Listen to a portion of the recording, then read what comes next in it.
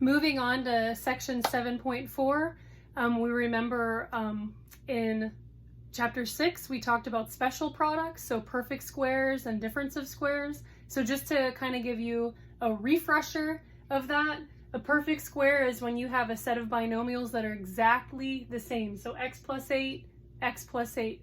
And you could even rewrite that as x plus 8 squared with the exponent on the whole set inside parentheses, that whole binomial. A difference of squares when everything is the same except for the sign. So we have x plus 8 and then x minus 8. So we both have x's, we both have 8's, but the signs are opposite. They're different. And so this is the factored form. So let's go ahead and just remember what we get whenever we actually work through a perfect square and a difference of square. Okay, so if we remember, we have two x's, so that's going to give us an x squared. We know that our middle term is going to be these two added together. So we're going to have a plus 16x because we're always going to have descending powers. So 2x's here, 1x here, 0 at the end. And then what we do for the last term is multiply. So 8 times 8. So that's going to give us 64. So we just multiply this by itself, we add this to itself, and then we multiply that by itself. So x times x is x squared, 8 plus 8 is 16, 8 times 8 is 64. So now let's come over to our difference of squares and just kind of remember what we're going to end up with. So again, we're just going to take the perfect square of x, which is going to be x squared, and then we take the square of 8 times 8, which is 64. And if you remember with difference of squares, the two terms you would end up with would be a plus 8 square or plus 8x minus 8x. And so those two middle terms would cancel out and you would just be left with a minus sign. So you would end up with an x squared minus 64. So this is just a refresher of what we did in chapter 6. Why do we need to know this? Well, let's just take a minute and understand the characteristics of what a perfect square trinomial looks like and what a difference of squares binomial looks like.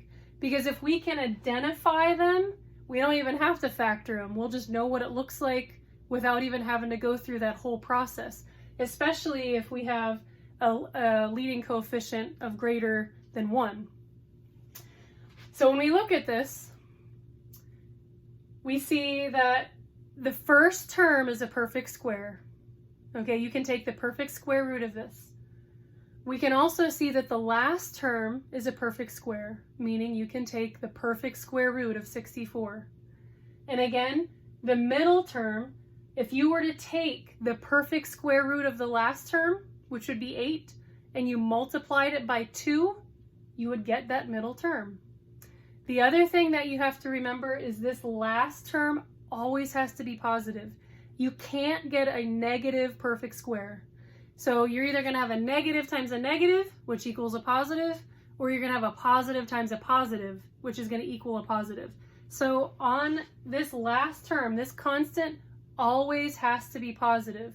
So when you look at this, you should automatically be able to tell, oh, okay, that's a perfect square, that's a perfect square, this is positive.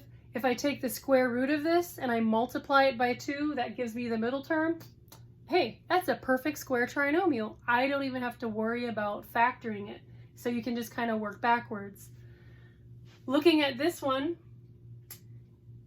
really easy. Like I said, difference of squares, distributing and factoring is probably the easiest thing you can do in algebra, is working with your difference of squares. So all you have to look at is perfect square on the front, perfect square on the back, and there's a negative sign separating them, or a minus sign, because it's a difference of squares. So when you look at a problem, you should be able to take the perfect square root of the front and the perfect square root of the back, and this sign has to be negative. All right, so let's go ahead and I'll write another equation up here. So let's see.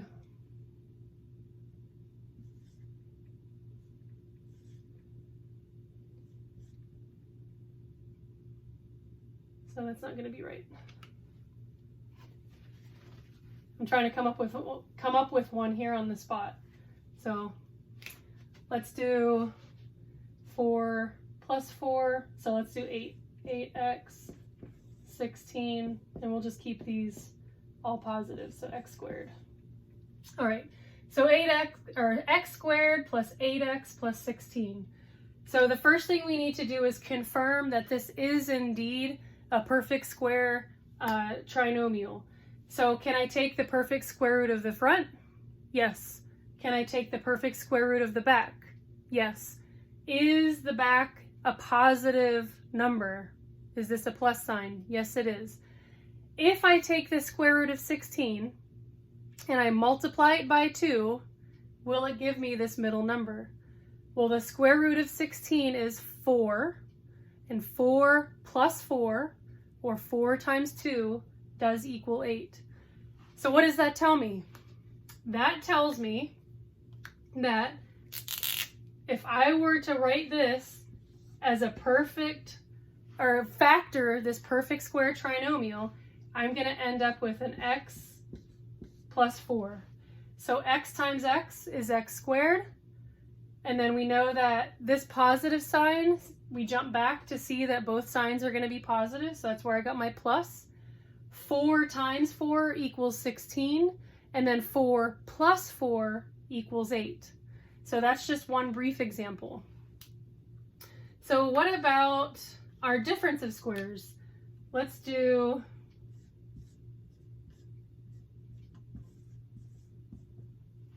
all right. So first we need to identify, is this a difference of squares? So let's remember the properties of our difference of squares.